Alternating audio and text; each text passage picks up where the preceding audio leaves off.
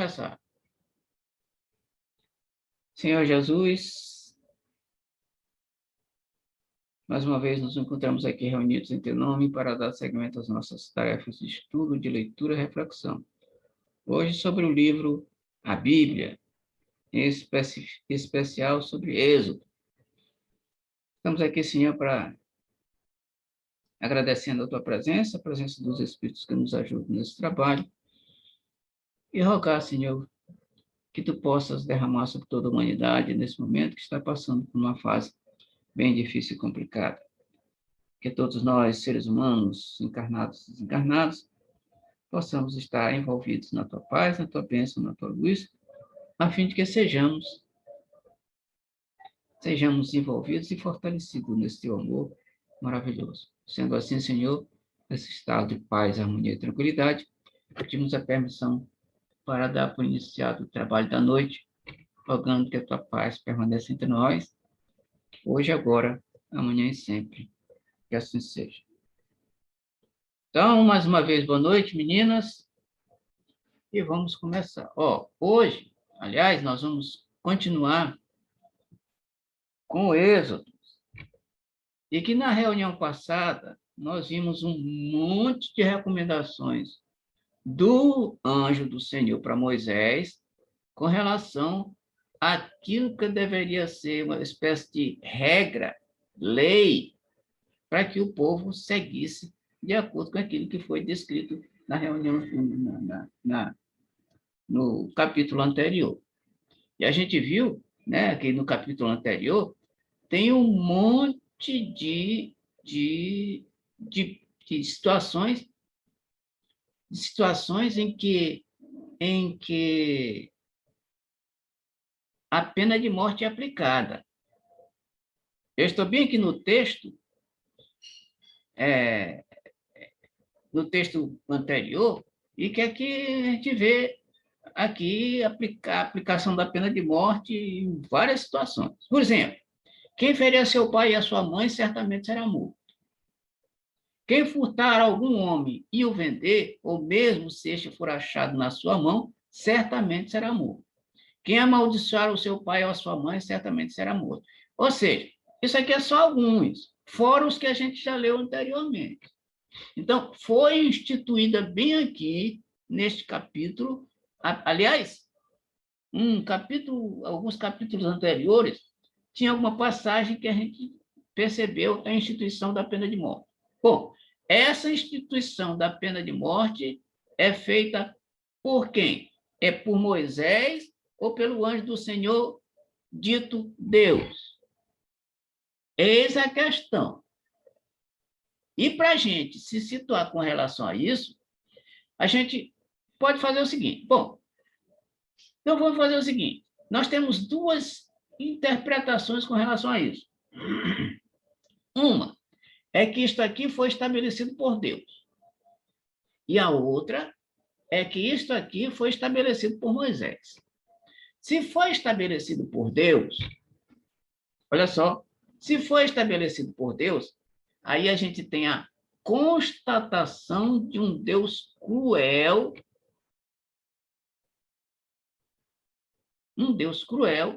e vingativo. O que não combina com o Deus que nós conhecemos. Se isso aqui foi estabelecido por Moisés, aí é outra história. Bom, como é que a gente pode ter a certeza de que isto aqui é de Deus ou é de Moisés? Bom, eu estou bem aqui na minha mão com o livro que a gente está estudando, sexta sim, sexta não, que inclusive nós já passamos por este capítulo. E o livro se chama O Evangelho segundo o Espiritismo. No Evangelho segundo o Espiritismo, no primeiro capítulo, cujo título é Não Vim Destruir a Lei, Kardec fala a respeito de Moisés. No item 2, ele fala a respeito de Moisés. E o que ele diz aqui é uma coisa interessante. Quer ver? Para a gente se situar com relação a isso aqui. Muito bem, vamos lá. Olha o que ele diz com relação a Moisés. Na lei mosaica, há duas partes distintas. A lei de Deus, promulgada no Monte Sinai, e a lei civil ou disciplinar decretada por Moisés. Uma é invariável, a outra, apropriada aos costumes e ao caráter do povo, se modifica com o tempo. Aí ele descreve aqui os 10 mandamentos. Tá? Depois do último mandamento, Kardec continua dizendo o seguinte: é de todos os tempos e de todos os países essa lei, e tem, por isso mesmo, caráter divino. Todas as outras são leis que Moisés decretou, obrigado que se via conter pelo temor um povo de seu natural turbulento e indisciplinado, no qual tinha ele de combater arraigados abusos e preconceitos adquiridos durante a escravidão do Egito. Olha só, importante isso aqui, frisar isso aqui. Para imprimir autoridade às suas leis, houve de lhes atribuir origem divina, conforme o fizeram todos os legisladores dos povos antigos. Olha só, meninas. Então, olha só. Então, aqui dá para a gente perceber que estas leis que nós estamos vendo aqui, inclusive a decretação da pena de morte, segundo Kardec, no Evangelho segundo o Espiritismo, não é uma lei estabelecida por Deus. A lei estabelecida por Deus é a lei divina, que é aquela recebida no Monte Sinai, chamada as tábuas da lei. Ali, sim, o resto foi decretado por Moisés, e ele dizendo que Deus é que disse que seria desse jeito. Ou seja, ele estabeleceu a lei, e, segundo Kardec, estabeleceu a lei e disse que foi de origem divina. Aí, sim, meninas, nós podemos entender por que Moisés dizia que essas leis e essas coisas eram estabelecidas por Deus. Para que o que ele falava tivesse crédito diante daquele povo rebelde, indisciplinado e preconceituoso. Então, meninas, se justifica, olha só, se justifica o Deus cruel e sanguinário estabelecido, criado por Moisés, para que o povo temesse esse Deus. Se não fosse assim, ficaria complicado para Moisés. E, além do mais, com isso a autoridade de Moisés seria maior. E Kardec diz no livro ali que todos os legisladores dos povos primitivos faziam assim. Logo, Moisés era um deles.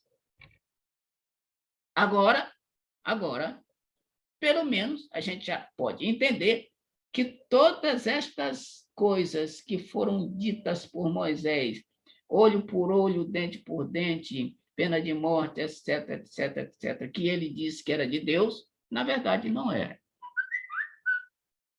Na verdade, ele dizia que era de Deus para disciplinar aquele povo. Tá. Então, a partir daí, desse comentário inicial, nós vamos passar à leitura de hoje. Algum comentário, alguma pergunta com relação a isso? Ou está tudo entendido, pessoal? Tranquilo. Tranquilo, né? Muito bem. Então, vamos adiante. Querem acrescentar ou perguntar alguma coisa? Não, né? Não. Se não, a gente continua. Muito claro. Muito claro. Então, vamos adiante. Êxodo 22. Lá vem as recomendações. E olha só, as recomendações, aqui quem escreveu foi Moisés, e Moisés está dizendo que essas recomendações são do anjo do Senhor ou de Deus, como ele queria. E a gente já sabe de que não era bem assim. Então, lá vai. O que diz aqui? Se alguém furtar um boi, aqui é a lei estabelecida por Moisés. Se alguém furtar um boi ou uma ovelha e o matar ou vender, por um boi pagará 5 bois, e por uma ovelha pagará 4.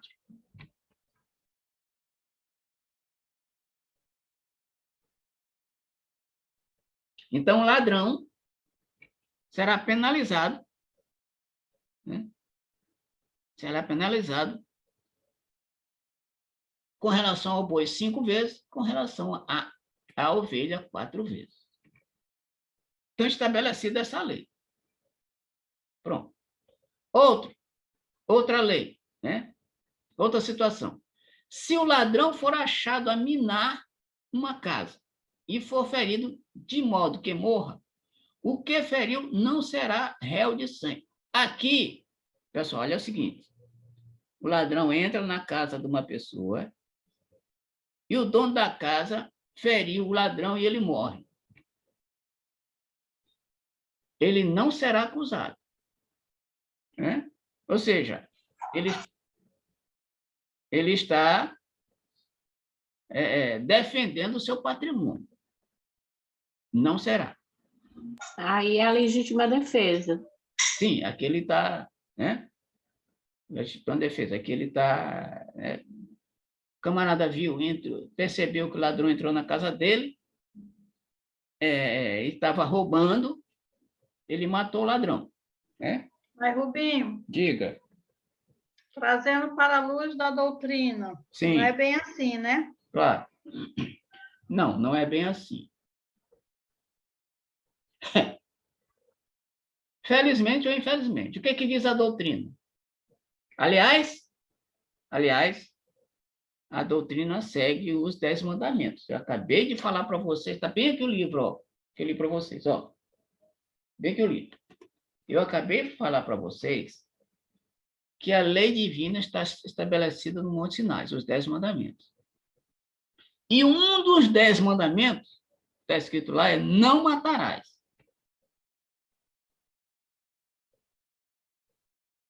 Pois é, lá não diz assim, não matarás, mas se matar em legítima defesa, está tudo bem. Lá diz não matarás, em hipótese alguma. Isso, muito bem colocado. Não matarás. Ou seja, em hipótese nenhuma. Nem através do aborto. Nem se o ladrão entrar na tua casa. E nem em legítima defesa. Olha que coisa mais interessante. Aliás, meninas, a doutrina espírita nos explica de que a gente, olha só, é melhor morrer do que matar. Mas na lei humana, se matarmos em legítima defesa, está tudo tranquilo. Mas para a doutrina não é assim. Oi? Porque para a doutrina espírita é melhor morrer do que matar. Ou seja, se um ladrão entrar na minha casa, nem que seja para me defender na minha legítima defesa, e Deus sabendo que eu vou estar defendendo os meus e a mim, é preferível que eu não reaja a ponto de matar alguém, entendeu? Por quê? Que justificativa tem para que eu não reaja a ponto de matar essa pessoa que queira me matar? Por que eu não posso me defender? Olha Mesmo só. sabendo que se eu não me defender, a pessoa vai me matar. Isso, olha só, o Silvanil, o Valtir. Val. Olha só. Olha só. Quando a gente observa os 10 mandamentos, lá o que diz? Não matarás. Ponto. Sim. Sim. E esse não matarás, lá no nos 10 mandamentos. E esse não matarás é qualquer não matarás. Aqui, bem aqui em cima, que eu li para vocês, antes de começar a leitura, no capítulo anterior, se fulano roubar não sei o que, será morto de morte. Se ferir se amaldiçoar seu pai e sua mãe, será morto, será condenado à morte. Tá. Certo? Muito bem. Lá é não matar de jeito nenhum. A doutrina espírita, Val, na doutrina espírita é o seguinte: qualquer que seja a nossa atitude de tirar a vida de um semelhante, seja em qualquer circunstância, é crime, é homicídio.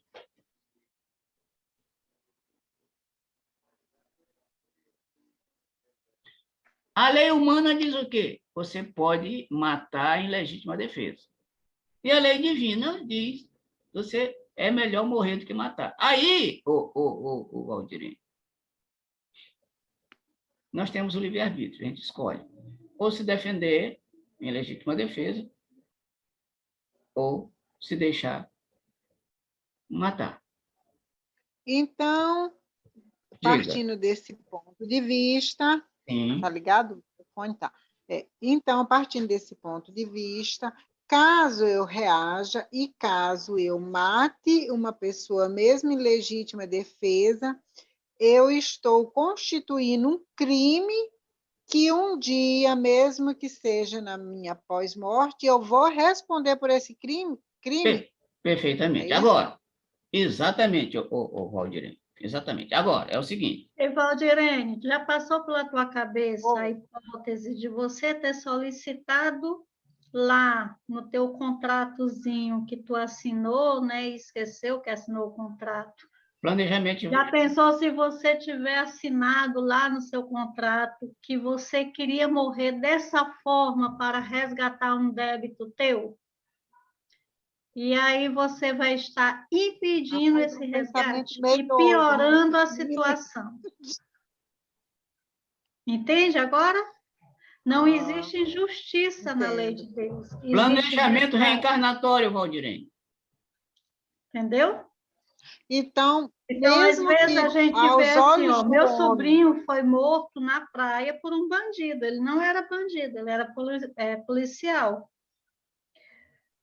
Mas o que mais confortou o meu coração foi saber que se ele tinha algum débito com aquela pessoa ou com outra situação e que ele pediu que fosse assim, assim foi.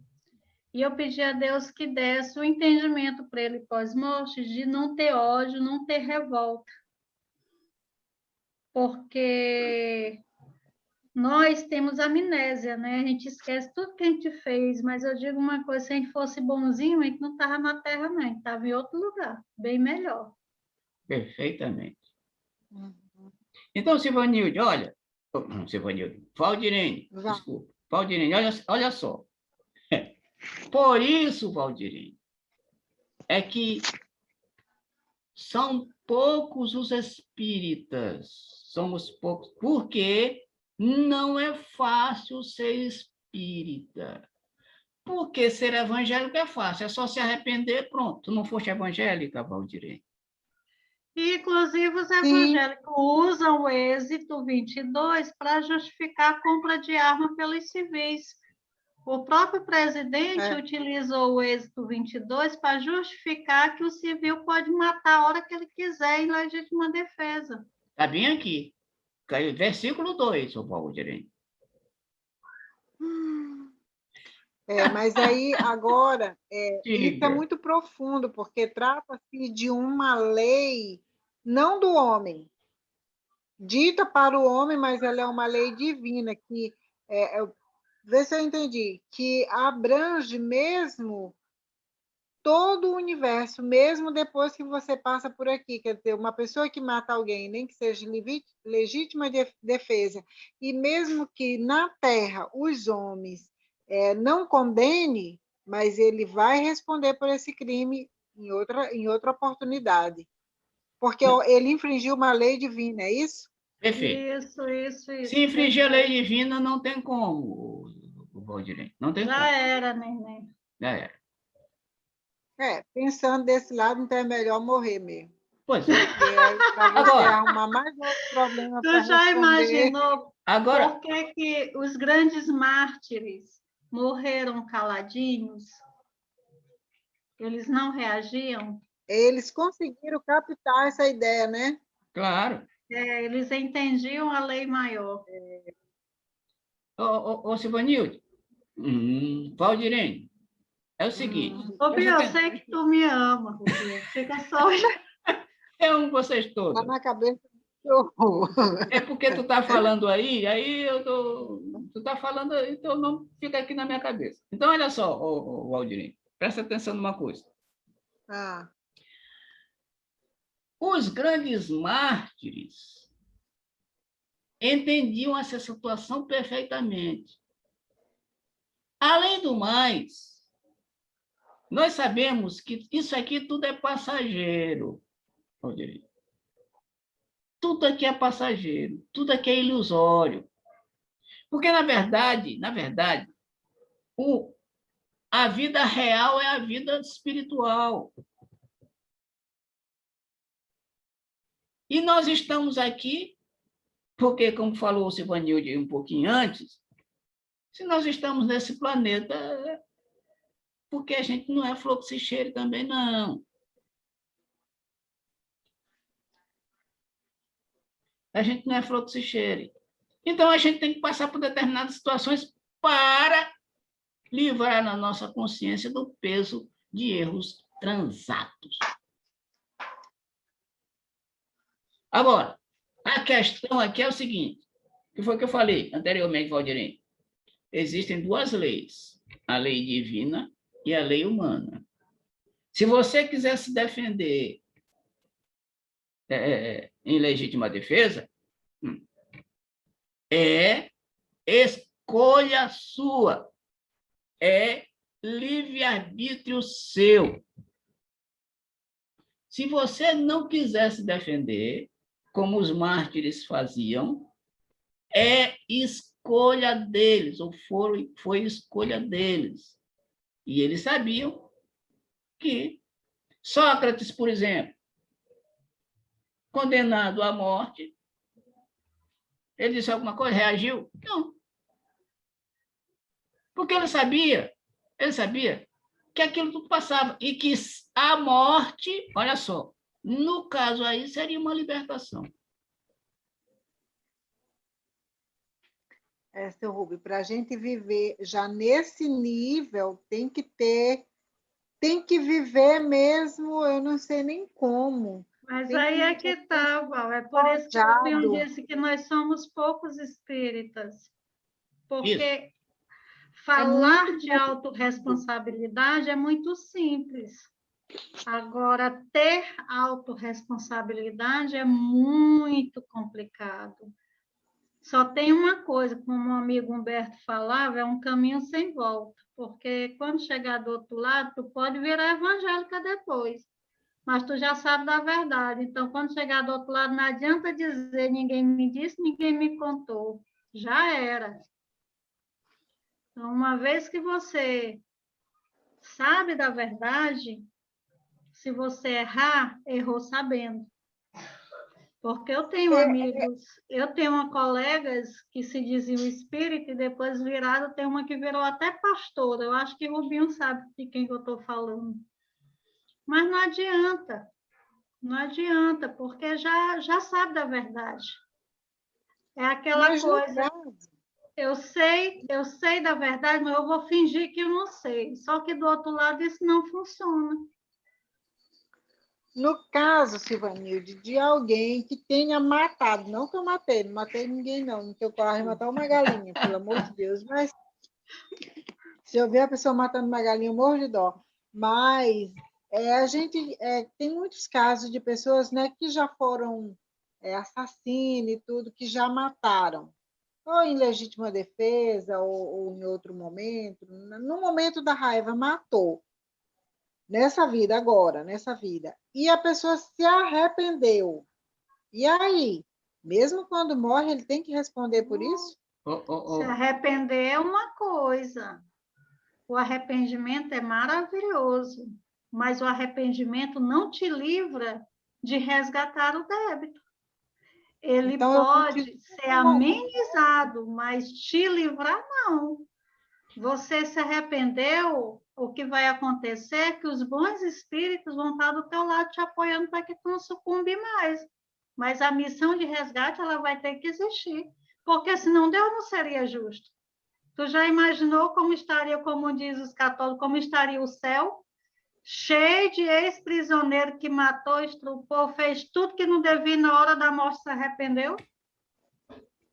E os justos? Então, não tem Aqueles que viveram na retidão. Não. É justo eles irem para o mesmo local? Você acha, na tua concepção de vida, seria justo ir para o mesmo lugar que um estuprador, só porque ele se arrependeu? Não. Pois é, Deus é infinitamente justo, Val.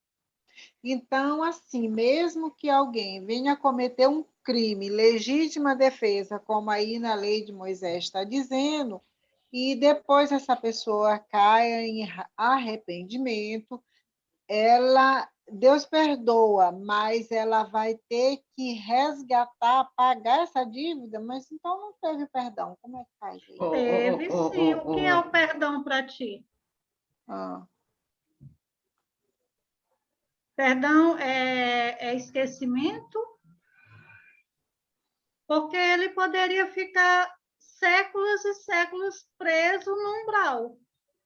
O arrependimento vai tirar ele de um sofrimento maior. O que vai mudar é que ele vai ter que reencarnar do mesmo jeito para resgatar seu débito. Isso não é perdão? Ele tem que resgatar mesmo, tipo assim, Deus perdoou ele, tá? Perdoou aquele crime. Mas ele tem que fazer um resgate proporcional àquilo que ele causou? Valdirene, escuta só uma coisa. Não entendi. Essa história de dizer que Deus perdoa, Deus não perdoa. Deus não perdoa? Não, peraí, presta atenção aqui, olha só. Não confunde mais a cabeça da Val. Peraí, olha só. Só perdoa quem se sente ofendido, o Valdirene. Não é verdade? Realmente é. E se Deus não se ofende, ele não perdoa. Se ele não está ofendido por algo que a gente fez contra ele, ou coisa parecida, ou contra o próximo, ele não se ofende. Porque Deus não se ofende. Então, ele não perdoa. O que não perdoa, Valdirene, é a lei. A lei não perdoa. Então, olha só uma coisa. A lei divina não perdoa. Olha só uma coisa, Valdirene. Sim. Imagina que o camarada praticou um crime bárbaro. E ele vai ser condenado, e aí, no tribunal, olha só, muitas das vezes já acontece isso. O criminoso diz que está arrependido e às vezes até chora. Mas, por ele ter se arrependido, ele não vai cumprir a lei? Não vai cumprir a pena? Vai. Porque só arrependimento não basta. Além disso, Rubinho, quantos e quantos, vamos para a nossa lei, são presos por crime bárbaro. Aí estão lá na prisão, se arrependem, viram até evangélico, passam a viver com a Bíblia embaixo do braço, aí tem sua pena amenizada. Sim. Aí sai da prisão e qual é o primeiro ato que ele faz quando sai da prisão? Continuar criminoso. Continuar criminoso. Por quê? Porque o seu resgate foi amenizado na hora errada. Deus é infinitamente justo, bom e inteligente. Ele sabe exatamente o momento certo de amenizar as penas. Ele reconhece o verdadeiro arrependimento. Tem até uma história, Rubinho deve saber contar melhor do que eu, porque eu não sou muito boa de memória, não, mas Rubinho conhece essa história. Eu não sei se é Divaldo que conta ou se é Chico Xavier que conta. que o cara veio para morrer de um tiro no coração, e o tiro passou de raspão, porque ele passou a vida inteira sendo um bom homem. Ele foi justo, ele foi bom, ele tentou ser o mais correto possível. Ele veio para morrer numa situação que ele ia morrer ali. Mas, no entanto, o tiro pegou de raspão. Então, mas por que foi amenizado? Porque ele resgatou de outras formas. Ele tentou, de todas as formas, amenizar a sua pena, mas de coração, verdadeiramente. Não foi só para poder sair da cadeia, não. Então, assim, houve uma somatória de todo o procedimento dele durante esse período de arrependimento. Então, esse lance de se arrepender e não mudar, realmente, tipo assim, eu só não vou matar, mas eu continuo fazendo as coisas erradas, não funciona. Tem que ter uma mudança mesmo, uma mudança de vida. Radical, mudança radical, de água para o vinho. Eita, tô ferrado. Ô, Valdirene. É isso, Rubinho? Ô, Valdirene, olha aqui uma coisa. O que nós estamos fazendo aqui, estamos estudando. Sim. E eu vejo, de vez em quando, Silvanildo dizer assim, a teoria é uma coisa, a prática é outra. Nós sabemos disso. Mesmo, Valdirene, que o camarada se arrependa sinceramente, ele não está isento de reparar e expiar. Não está isento. Agora, o que pode acontecer com um arrependimento sincero é que os mentores espirituais dele lhe dão força para que ele possa resgatar o seu débito de forma efetiva, de forma resignada, Valdirene. Mas ele não escapa do resgate das provas, não. Não escapa. Aliás, ninguém escapa. Questão... Então, como... Diga. É como, na realidade, é um tribunal igual tem o daqui da Terra, porque aqui, por exemplo, um preso, né? Alguém que um assassino, ele se arrepende, ele chora, ele se arrepende. Mas mesmo ele se arrependendo, chorando, ele não está isento de cumprir a pena, ele precisa cumprir aquela pena. Perfeitamente. Não é isso? Perfeitamente. Eu ainda acho que não é igual, não. Eu não acho que é igual aqui, não, porque aqui o cara brinca de ser bom e é solto antes do tempo. E lá não. Não, lá mas não eu estou dizendo assim, brincar de ser bom. Não, mas eu tô falando no caso não, assim, eu entendi. Mesmo que a pessoa se arrependa, a pena tem que ser cumprida. Tem que ser cumprida. Né? Tem que cumprir. Mesmo fulano se arrependeu, o juiz até fica com dó, todo mundo acredita na história dele. Tem que ser cumprido. Mas e se ele não cumprir, ele se torna um fugitivo da lei, porque há ali uma pena que não foi cumprida. Aí, no caso do resgate, você fala assim que os mentores podem diminuir, dar força para a pessoa passar. É como se a pessoa, puxando para o dia de hoje, dissesse, não, tu vai cumprir tua pena lá na tua casa, mas tu continua sendo presidiário. Certo. Tu diminui, eu tenho um certo conforto, mas tu continua respondendo por um processo. Perfeitamente. Gente, isso é muito profundo. É uma maravilha. É um convite para você pensar. Duas vezes a gente faz a besteira. Isso é uma maravilha. Isso aqui é um estudo Isso lindo. É para te pensar duas vezes antes de fazer uma besteira. Esse estudo aqui é um espetáculo, é uma maravilha. É um convite a você ter uma reflexão muito profunda. Então presta atenção. Não é uma maravilha. Não é uma maravilha esse estudo, essa reflexão aqui, é um espetáculo. Essa reflexão de hoje realmente foi qualquer coisa de maravilhosa. Então, tu falaste um pouquinho...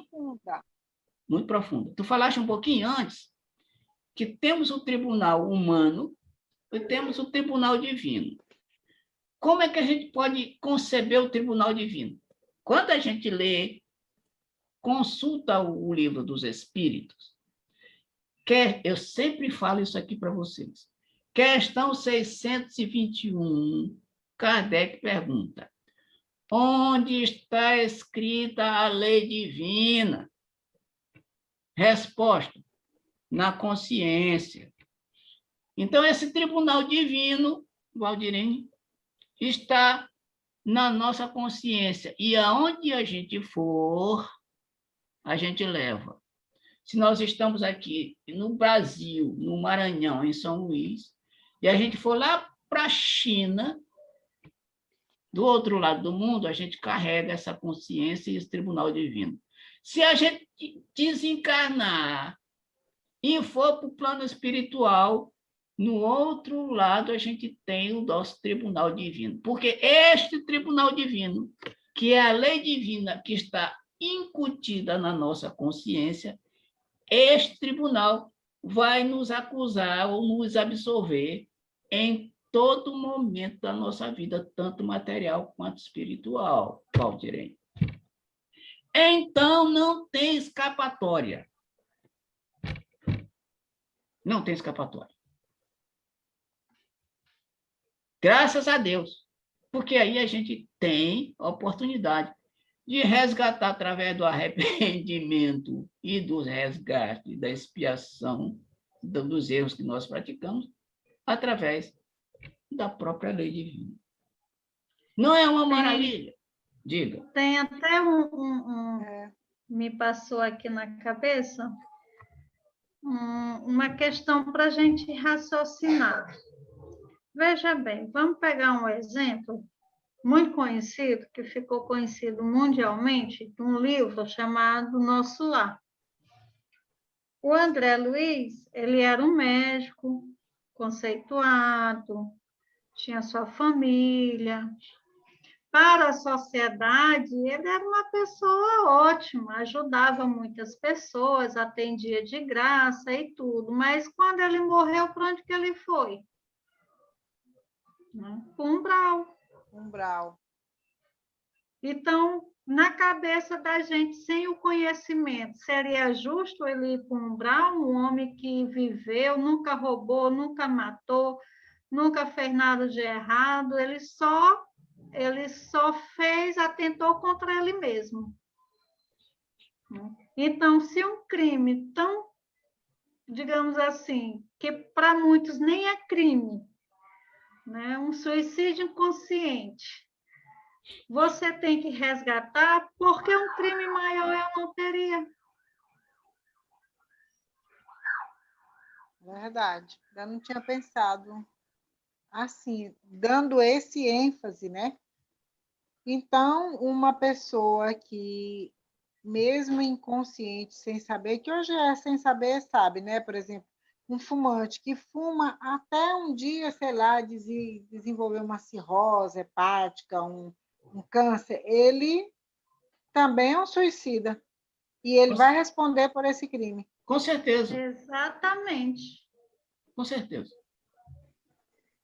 Valdirene, com certeza. Aliás, qualquer besteirinha que a gente fizer, o Valdirene, falar mal do próximo, pensar mal do próximo, mentir aqui de vez em quando, aqui ou acolá, tudo isso está indo de encontro à lei divina, o Valdirene.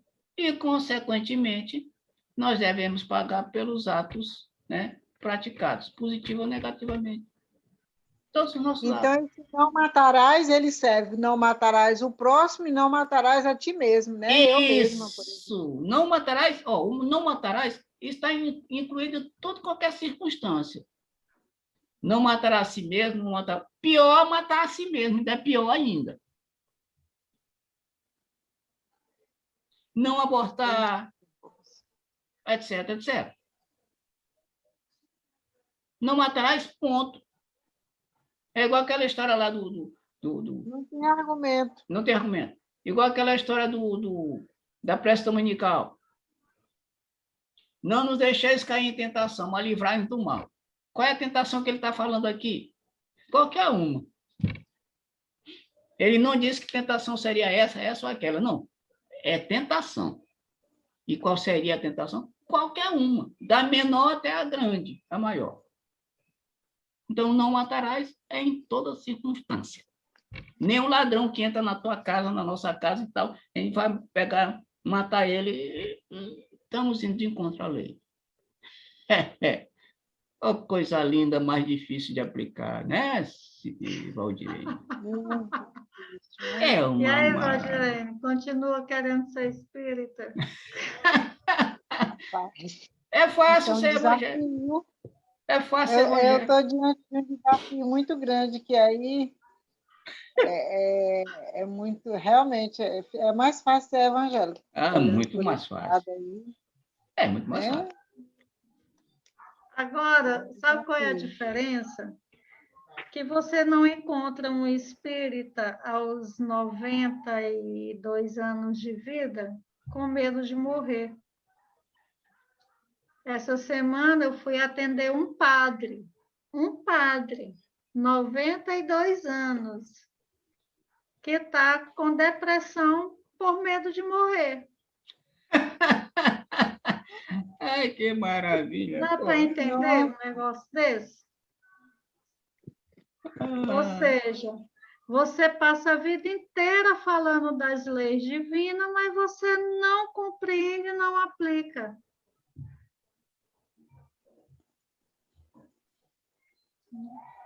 Tá vendo como é difícil, o Valdirene? É difícil.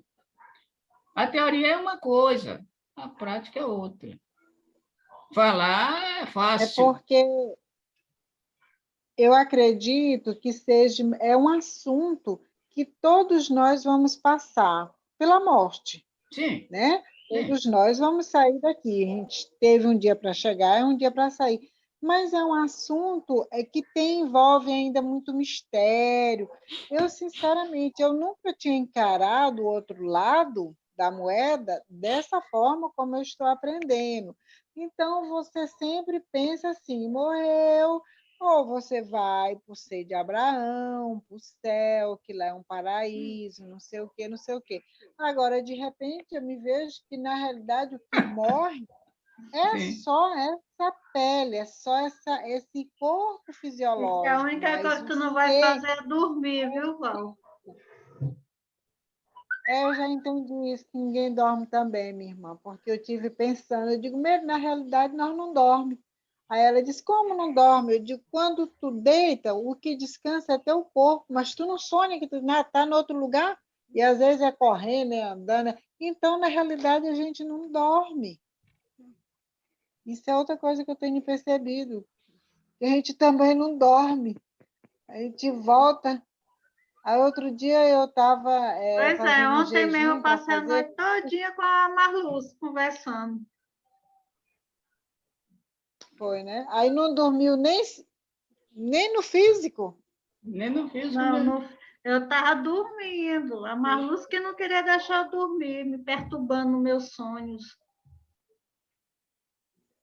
Ah, numa outra ocasião vocês vão me explicar direitinho sobre isso aí. Esse é o tal do desdobramento?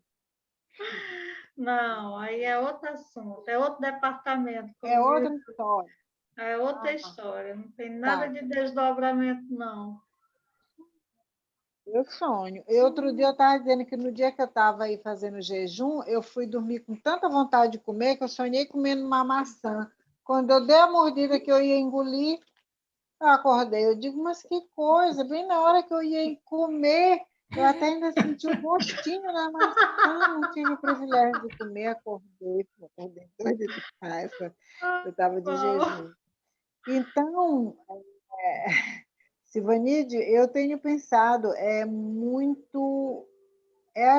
convite para que, nesse momento, nessa vida, na vida atual, de quem quer que estude, que tenha o privilégio de estudar essas doutrinas, ele tem duas opções. Ou ele larga de mão e vai viver, esquece, passa uma borracha e finge que nunca leu, ou ele faz uma reflexão e ele muda totalmente de vida, porque em cima do muro não dá para ficar. Não pode ficar. Porque a gente se depara com uma realidade de uma vida dupla. O que eu faço hoje aqui é o meu futuro amanhã.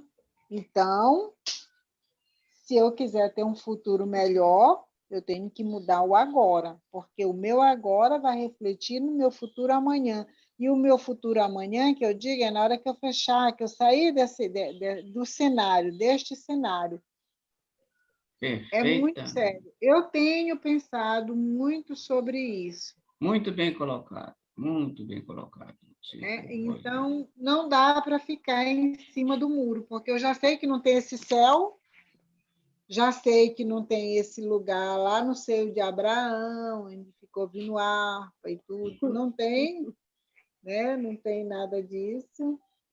E que aqui não é o fim. Ah, fechou os olhos, é o fim? Não, não é. Eu acho que é um grande começo. Aí que vai começar mesmo as coisas de verdade. Na verdade, é uma retomada, muito sério. Porque a nossa verdadeira vida é lá. Exatamente. Valdirene, deixa eu explicar uma coisinha. Céu tem, do lado de lá tem. Presta atenção. Não é esse céu pregado pelos católicos, nem pregado pelos evangélicos. Não pelos evangélicos. Que o céu, esse céu que nós espíritas, captamos e percebemos, é o céu interior, bem-estar interno. Este céu interno, a gente pode levar para qualquer lugar. Olha só, mesmo que a gente visite o inferno, propriamente dito, mesmo que a gente visite o umbral, mesmo que a gente vá lá nos confins dos planos mais imperfeitos, este céu interno a gente carrega. Este céu interno. O céu que a gente fala tem os planetas celestiais, os planos que a gente vê no Evangelho segundo o Espiritismo, vê aqui nesse livro, dizendo as categorias de mundos habitados. Tem os mundos felizes e os mundos celestes ou divinos. Estes são mundos em que os habitantes destes mundos são espíritos evoluídos, em que lá não predomina o mal.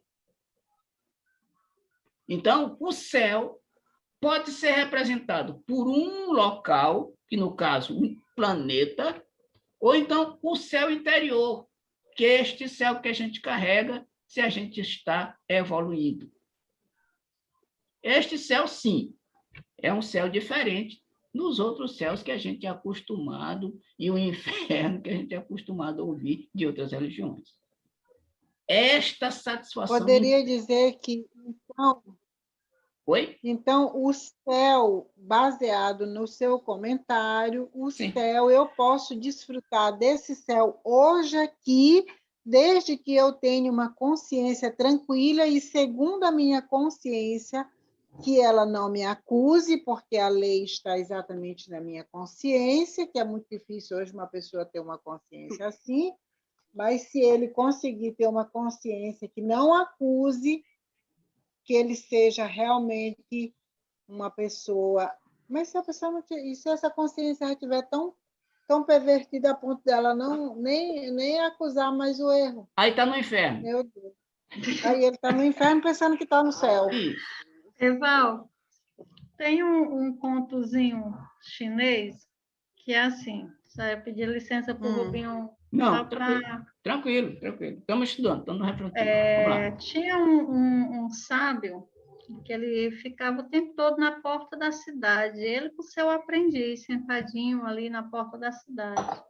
E aí chegou um viajante, né? Aí o viajante, antes de entrar na cidade, olhou para ele e disse: Senhor, o senhor mora nessa cidade? Ele disse: sim, moro. Como essa cidade é? Aí o sábio olhou para ele e disse: de onde você vem, meu filho? Aí o senhor dizia: olha, eu estou perguntando porque de onde eu venho é uma cidade muito ruim, lá todo mundo fala mal de todo mundo, é muita briga, muita confusão, é muita perseguição, é muito difícil de ganhar dinheiro. é uma cidade muito ruim. E eu não quero morar em outra cidade assim, eu quero uma cidade melhor. Aí o sábio olhou para ele e disse, então não é aqui, meu senhor, porque aqui é exatamente assim como o senhor descreveu. Aí o homem pegou a mala dele e foi embora. Daqui a pouco chegou outro viajante, olhou para o sábio e disse, senhor, o senhor mora aqui? Ele disse, sim. Como é essa cidade? Ele disse, de onde você veio, meu filho?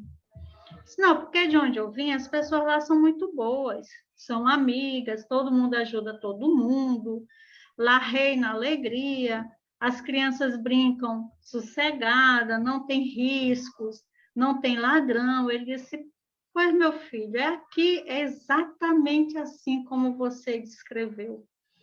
O homem olhou para ele e disse, que bom, então é aqui que eu vou morar. Aí, quando o homem entrou na cidade, o aprendiz olhou para ele e disse, mas sabe, o senhor mentiu. Ele disse, não, meu filho, eu não menti. Para onde ele for, ele vai encontrar essa paz. Porque a paz está dentro da gente. Então, a moral da história, ele podia ir para qualquer cidade, mas a forma como ele enxerga a vida, como ele encara a vida e como ele vive, pertence a ele. Para onde ele for, ele vai levar. Muito bom, parabéns. É isso aí, ô Valdirene. Então, o nosso céu a gente carrega. Ó, quer ver uma coisa, Valdirene? Jesus, quando estava aqui, Jesus era perfeito. Se Jesus era perfeito, apesar da confusão do planeta, ele estava em paz interiormente.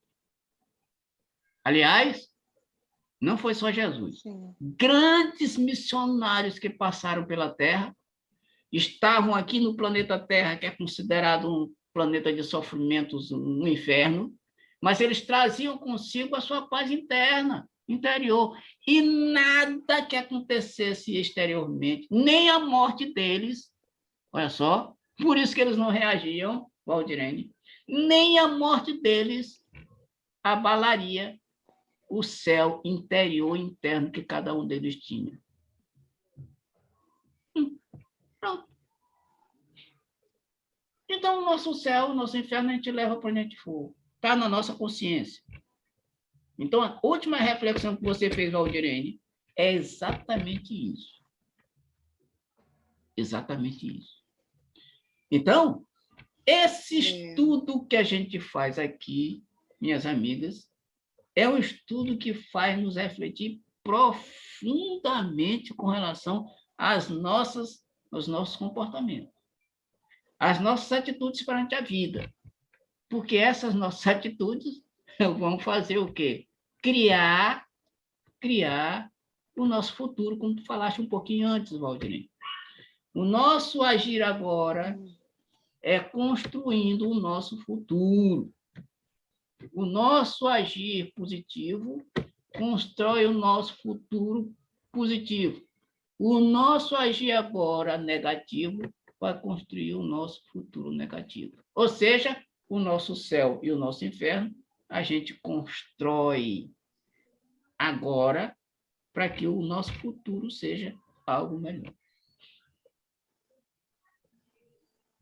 Beleza? Rubem, mas agora, beleza, eu olhei uma coisa positiva diante do que foi dito.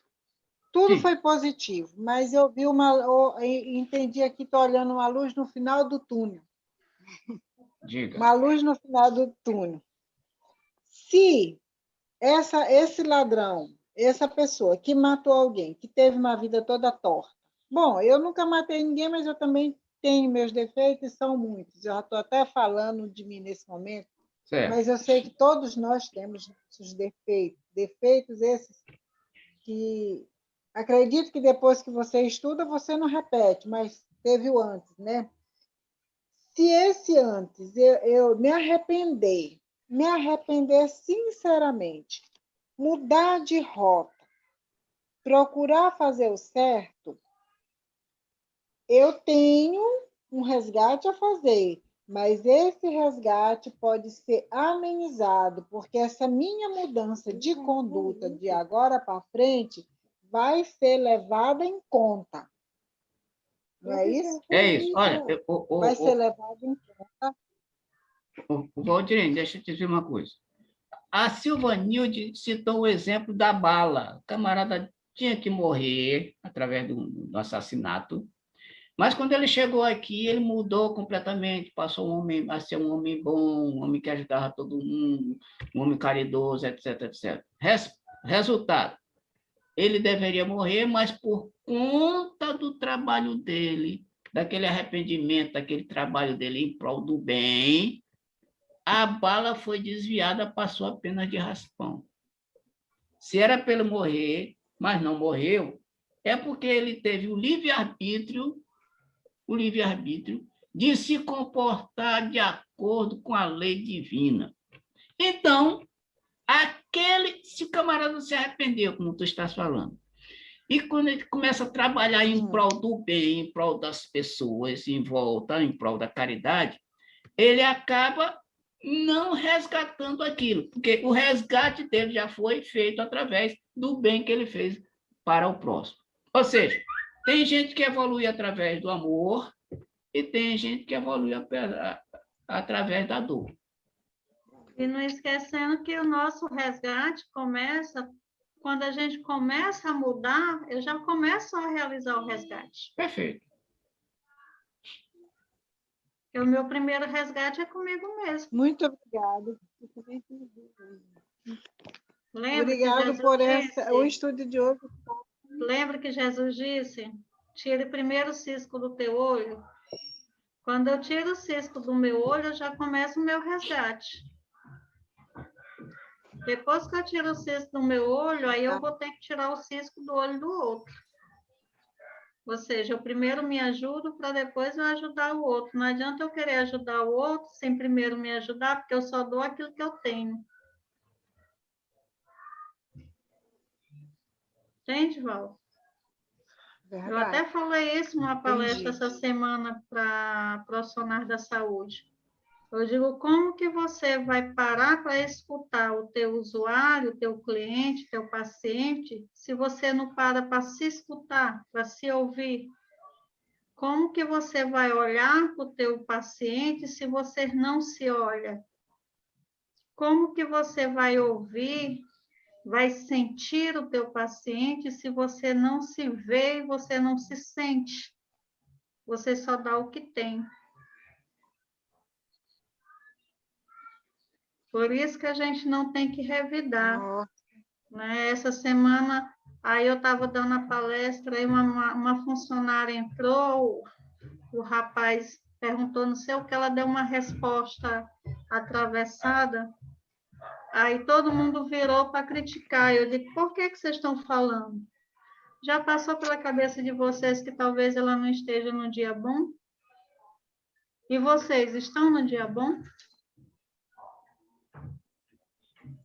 Né? Porque quem tem telhado de vidro não joga pedra no telhado alheio. Né? Então, o não julgamento ele é importantíssimo no nosso processo de evolução. Jesus nunca julgou ninguém. Ele analisava, ele avaliava, ele escutava e ele instruía.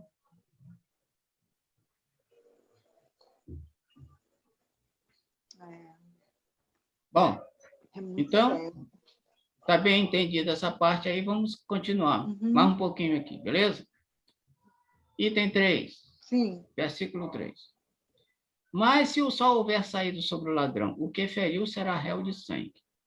O ladrão certamente dará indenização. Se nada possuir, será então vendido por seu furto. Tá, o ladrão roubou, e aí ele deverá indenizar a pessoa que ele roubou. E se ele não tiver, né, ele será vendido pelo seu furto. Ou seja, será vendido como escravo, coisa parecida. Se o furto for achado vivo na sua mão, seja boi, ou jumento, ou ovelha, pagará ele o dobro. Isso aqui está bem entendido, né, pessoal? É bem entendido o texto. Se alguém fizer pastar o seu animal num campo ou numa vinha, e se soltar o seu animal e este pastar no campo de outrem, do melhor do seu próprio campo e do melhor da sua própria vinha, fará restituição. Tá, se o animal do camarada for pastar no campo de outro, né? Ele fará restituição da própria vinha, daquilo que ele produz, certo? Se alastrar um fogo e pegar nos espinhos, de modo que sejam destruídas as medas de trigo, ou a seara ou o campo, aquele que acendeu o fogo certamente terá indenização. Pois é, quem acender fogo deverá indenizar a pessoa em que ele tocou fogo no seu campo. Certo. Se alguém entregar ao seu próximo dinheiro ou objetos para guardar, e isso for furtado da casa desse homem, o ladrão, se for achado, pagará o dobro. Tá, aí está bem explicado, está bem explícito aqui. Se o ladrão não for achado, então o dono da casa irá à presença do juiz para se verificar se não meteu a mão nos bens do seu próximo. Olha só.